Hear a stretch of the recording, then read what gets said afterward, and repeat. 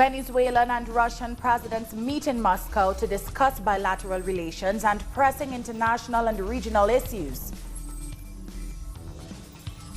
A new study warns that more than 1 billion are at risk due to climate change. And the British Parliament resumes sitting a day after the Supreme Court ruled its suspension unlawful. Hello and welcome to Telesur. I'm Doris Polo in Quito, and this is From the South. The Venezuelan and Russian presidents have met in Moscow to discuss bilateral relations and pressing international and regional issues. President Putin has reaffirmed Russia's commitment to carry on fulfilling the military technical agreements signed years ago with Venezuela.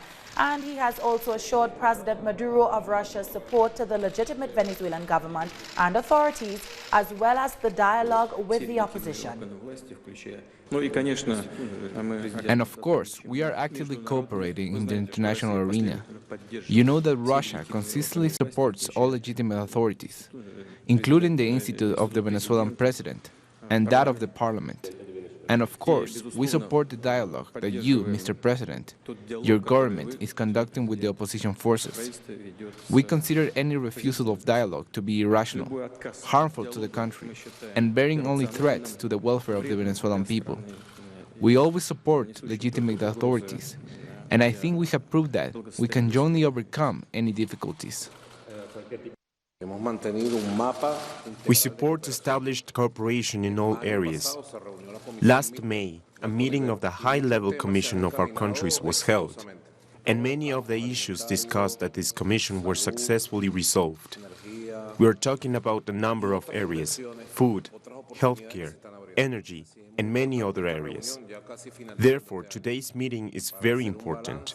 We can take stock of what has been done this year in order to see what problems we still have, what realities we are facing, how progress is being made in a number of areas, and make plans for the future. We always feel very comfortable in Moscow and are always happy to be here. A new study by the Intergovernmental Panel on Climate Change warns that over 1 billion people living in low-lying or high mountain regions are at risk due to the phenomenon. The report finds that warming oceans and fast melting ice sheets could lead to a 1-meter rise in sea levels by 2100 if carbon emissions keep climbing. This is 10 times the rate in the 20th century and will have catastrophic implications for people and ecosystems. But the IPCC report highlighted that urgent and radical action may avert some of the worst possible outcomes of the climate crisis. This new IPCC special report highlights the urgency of prioritizing timely, ambitious, and coordinated action to address widespread and enduring changes in the ocean and cryosphere. It provides the best available scientific knowledge to empower people, communities, and governments to tackle the unprecedented transitions in all aspects of society, including energy, land and ecosystems, urban and infrastructure, as well as industry. Now, as the second day of the UN General Assembly kicked off in New York, the Lima Group has met with U.S. President Donald Trump. Our correspondent Jorge Gestoso has the details. There is a meeting this morning here in the area of New York with President Trump and what's called the Grupo of Lima, a group of Latin American countries that are really helping and pushing the oust of President Nicolás Maduro of Venezuela. So they're going to officially and theoretically, they're going to brief President Trump about the situation regarding President Maduro and Venezuela. And the manipulation of the information is trying to put in the mind of the President of the United States that it was President Maduro that withdrew, was canceled, what blocked the conversations, the dialogue in Barbados about the conversation with the opposition. And therefore, with that litany, they're going to suggest to increase even more the pressure, the sanctions against Venezuela. So they're going to try to paint absolutely the opposite situation of the reality, when we know that the reality nowadays continue the dialogue, at least with certain parts of the opposition, with President Maduro and the government of Venezuela. The idea, according to the experts, is the sabotaging of that dialogue in order to justify more sanctions, probably the activation of the TR agreement to eventually justify a military intervention. The idea is to put pressure and pressure and pressure, and in order to put pressure, they have to create a narrative that justifies the pressure. The narrative, therefore, yesterday this Grupo de Lima was meeting with the European countries that also are in the same boat with President Trump and themselves, saying exactly the same misinformation, that is responsibility of the President Maduro and Venezuela not to talk with the opposition when in reality is absolutely the opposite. That was Jorge Gestoso with that report. Now, climate change has been a major theme for many speakers at the UN General Assembly. Prime Minister of Antigua and Barbuda, Gaston Brown, spoke with Telesur on the effects of this disaster and how U.S. sanctions on Venezuela's state oil company impacts Caribbean economies. Continue to call on the international community to help small island states in the Caribbean to build resilience, to mitigate and certainly to adapt to the effects of climate change. Climate change is the most significant threat facing the planet, and certainly within the Caribbean, we are among the most vulnerable. In fact, part of our vulnerability has to do with very limited financial resources, so we do not quite have the capacity to build climate resilient infrastructure and climate resilient homes. Then you have the situation in which we are getting more frequent storms, more ferocious storms, because of the profligacy, the profligate use of fossil fuels by the industrialized countries.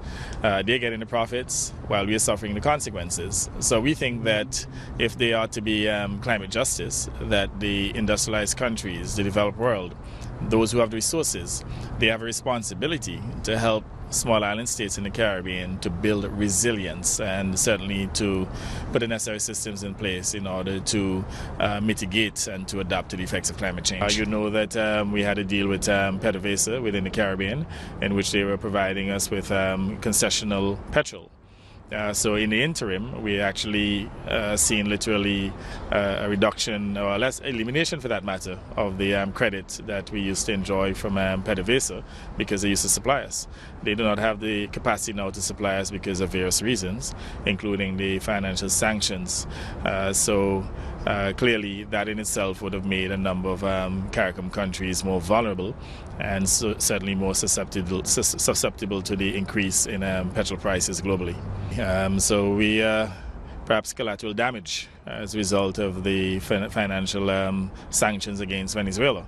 And let me just state here that insofar as the effects of financial sanctions that are really literally plunging innocent people into poverty and at the same time literally causing the deaths of a number of innocent people. We don't think that that is an effective mean to the end of a regime change that certain countries are trying to engineer within Venezuela, because ultimately innocent people are suffering. And we believe that the matter should be resolved through diplomacy and dialogue. We believe in the universal principles of non-interference in the affairs of states, and certainly to respect the sovereignty of states. So we still remain hopeful that some form of diplomatic solution will be found so that Venezuela could be restored to normalcy, and that the people in Venezuela could literally improve their living standards rather than have the type of economic hardships. Pakistan's Prime Minister Imran Khan has called on the United Nations Security Council to take decisive action to end India's almost 2 months lockdown on Kashmir.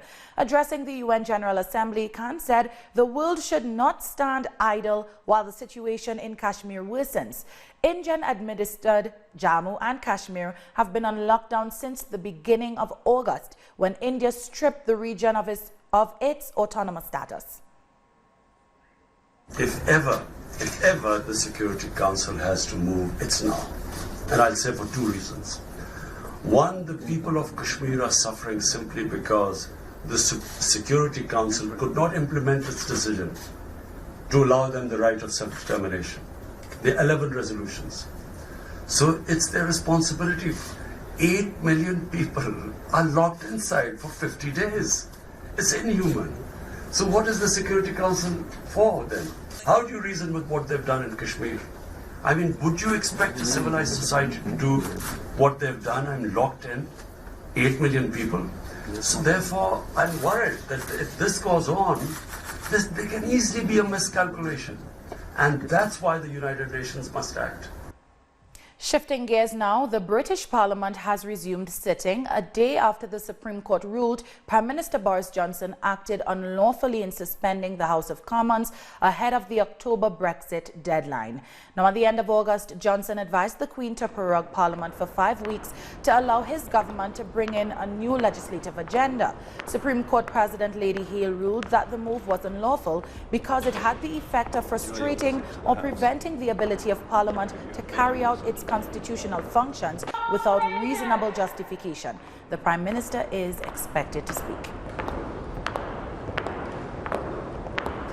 Meanwhile, British Attorney General Geoffrey Cox labelled the Parliament a disgrace and said the government would be asking the opposition to agree to an election shortly. Cox said the move is a means to resolve the impasse over Britain's protracted exit from the European Union. This Parliament is a disgrace. Given the opportunity, since I am asked, let me tell them the truth. They could vote no confidence at any time, but they're too cowardly. They could agree to a motion to allow this House to dissolve, but they're too cowardly to give it a go.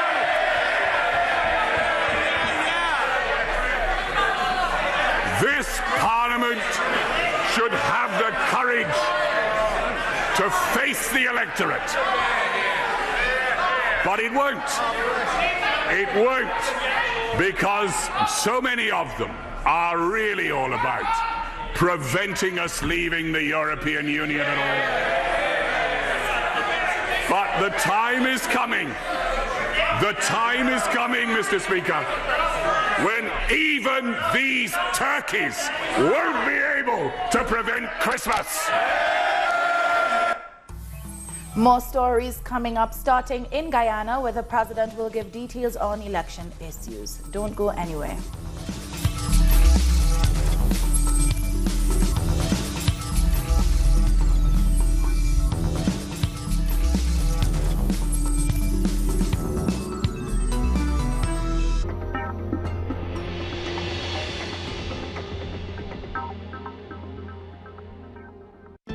From here to beyond the South, from here to the Caribbean or further north, where can I see news connecting the whole South? From Washington, from Mexico, from Caracas, from Quito, from Havana. You can always see the news from a new vision, connecting the global South. Only on Telesur.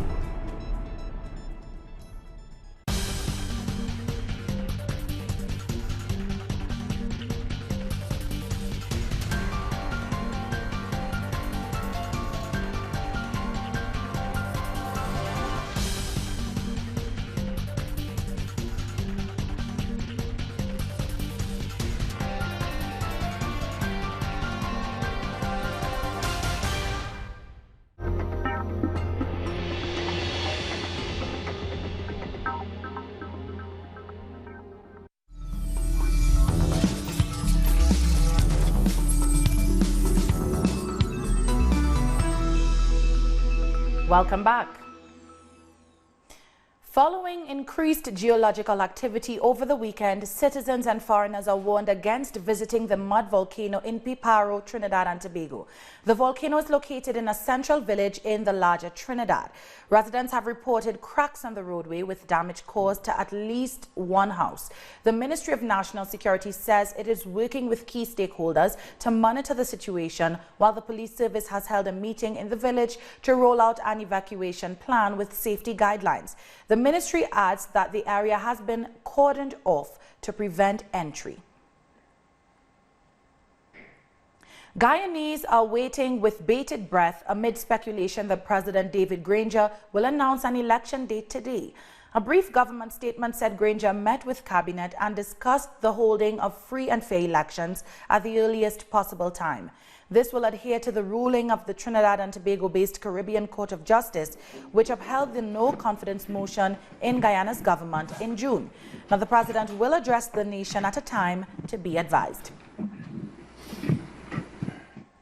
Protests continued around Haiti as demonstrators vowed to remain on the streets until President Jovenel Moïse leaves office. On Tuesday, protesters in the capital Port-au-Prince burnt tires and blocked streets to express their displeasure at the country's government and prevailing fuel shortages. The protesters are demanding that Moïse steps down following corruption allegations against him and other senior officials. Jovenel Moïse, we tell him to leave. We don't want him in the country because he is defendant, a thief. We are hungry. Children cannot go to school. There is no food. There is nothing. That is why we are on the streets until we get rid of Jovenel Moïse. In celebration of the 40th anniversary of the National Police, President Daniel Ortega remarked on the heroism of Nicaragua's long list of important revolutionary figures. The president thanked the international police delegations from friendly and brother countries for accompanying Tuesday's parade. The civic event, open to the Nicaraguan public, followed the more formal military celebration on Monday. President Ortega stressed that the national police, like the army, is a manifestation of the people organized to defend life and the security of all Nicaraguan families without exception. In Argentina, one worker has died and others have been injured in an accident at a construction site at Ezeiza Airport. Construction workers say the accident happened due to unsafe working conditions, but didn't give further details about the nature of the accident. Workers also say that the construction company was rushing them to finish work before Monday, when President Mauricio Macri was set to inaugurate the site ahead of October's presidential election. The Nigerian Army has closed 4 offices of international aid group Mercy Corps in the northeastern region of the country. Later, Mercy Corps announced it's suspending its operations in the states of Borno and Yobe due to the Army's action. The military reportedly closed the offices after finding almost $10,000 in cash being transported in Borno State by a driver who said the money belonged to Mercy Corps. Northeast Nigeria has been the region worst hit by militant group Boko Haram, which has killed at least 30,000 people and forced 2 million to flee their homes over the last decade. In Mexico, non-governmental organizations have expressed sadness at the anti-migrant speech delivered by Donald Trump to the 74th United Nations Assembly. Migrant rights defenders rejected the threats by U.S. President Donald Trump against those who seek asylum in the United States after fleeing from poverty and violence in their home countries. Migrants are a result of failed regional policies that have forced them to leave their countries. And now the same governments behind those policies want to shift the blame to the millions of innocent people. There has been criminalization of those who support migrants on their journey to the U.S., a policy that has been widely used in the United States since the election of Trump as president. Trump claims those who provide support to migrants are encouraging human trafficking in Mexico. The migrant defenders are suffering from increased aggression, harassment, and criminalization of their work. The situation has become more complicated for those who try to cross the territory to reach the U.S.-Mexico border without documents. The measures that they are using to criminalize migration have also affected those who accompany and give humanitarian assistance to the migrants. They have also made it easy for governments to accuse migrants' defenders of engaging in human trafficking. The deployment of the National Guard and officers from the National Migration Institute to Mexico's southern and northern borders has reduced the flow of migrants by up 58.7%, according to figures from the Secretary of Foreign Affairs. Despite the accusations, President Andrés Manuel López Obrador's administration says the enforcement of the new migration laws is being done in a manner that respects the human rights of migrants and are also implementing a joint development plan with other countries of the Northern Triangle to create more jobs in the Central American region. The United States has slapped Chinese companies with more sanctions. We'll tell you why after the break.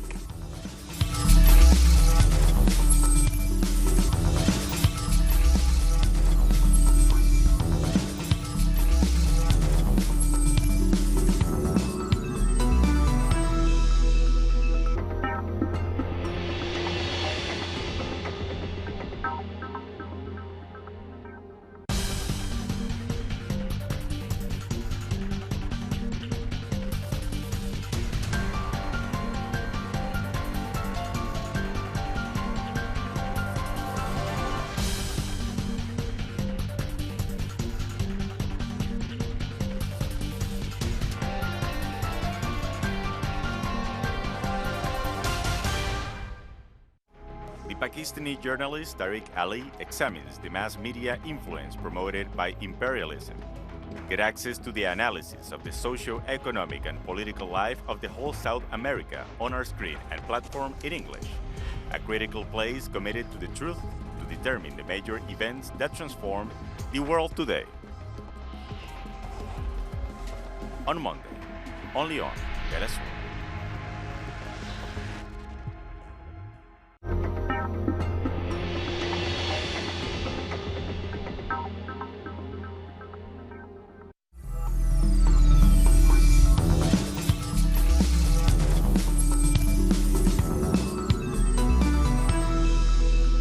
Welcome back. The United States has imposed sanctions on Chinese companies for allegedly buying Iranian oil. The U.S. Secretary of State Mike Pompeo said sanctions are being placed on state-owned COSCO Shipping and other Chinese shippers and also on their chief executives. This comes as France tried to arrange a meeting at the United Nations between U.S. President Donald Trump and his Iranian counterpart Hassan Rouhani to de-escalate tensions. And Iran's President Hassan Rouhani accused the United States of sponsoring terrorist groups in the Middle East. Speaking during an interview with a U.S. television station on Tuesday, Rouhani said his government has evidence that the U.S. is funding and providing arms to terrorist groups in Syria, such as the so-called Islamic State. He added that U.S. interference in the region has created a fertile climate for the expansion of terrorist groups. And today America, unfortunately, is the supporter of terrorism in our region, and wherever America has gone, terrorism has expanded in their wake. Wherever we have gone on the other side, we have defeated terrorism. One example is Daesh or ISIS in our region. Vis-a-vis the nuclear issue, we are committed to the Non-Proliferation Treaty as well as the protocols, the additional protocols, so our activities are peaceful. Dozens of anti-government protesters charged with rioting and other offenses have appeared in court in Hong Kong. But the court adjourned the case until November after prosecutors said they needed more time to study 35 hours of video showing violent clashes in July near China's main representative office in Hong Kong. The 44 defendants were released on bail. West Papua University students have held a silent protest during the funeral of their colleagues killed during recent protests. The two students are among dozens of people killed in clashes with Indonesian security forces during recent protests. University students went into the streets on Monday against alleged racism by Indonesian government, and about 32 people have reportedly been killed and several others injured during the demonstrations. South Africa is still grappling with the ripples of colonialism and apartheid.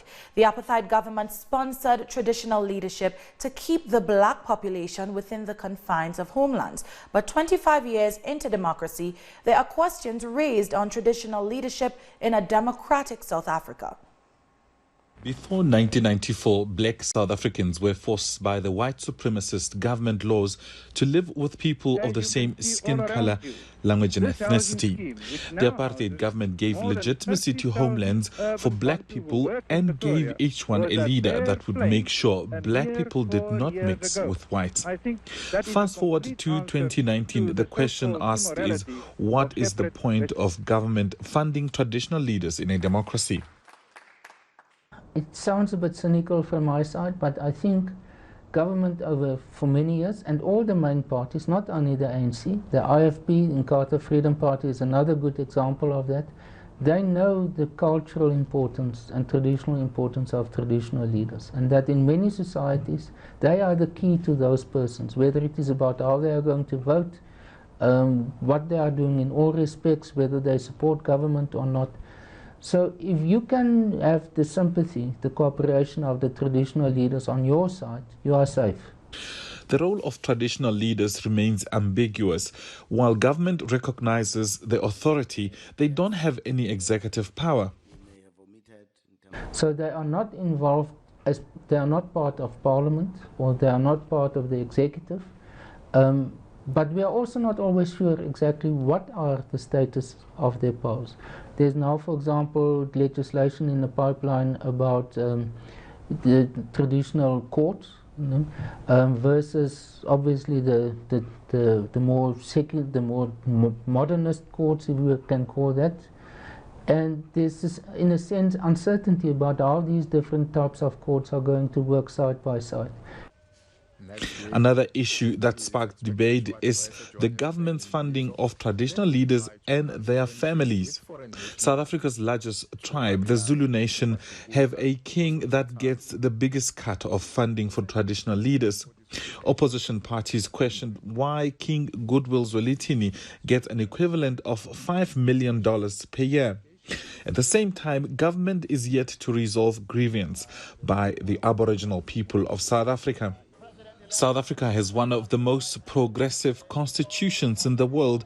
While it seeks to protect the marginalized, will it protect traditional leaders who are associated with creating a patriarchal society?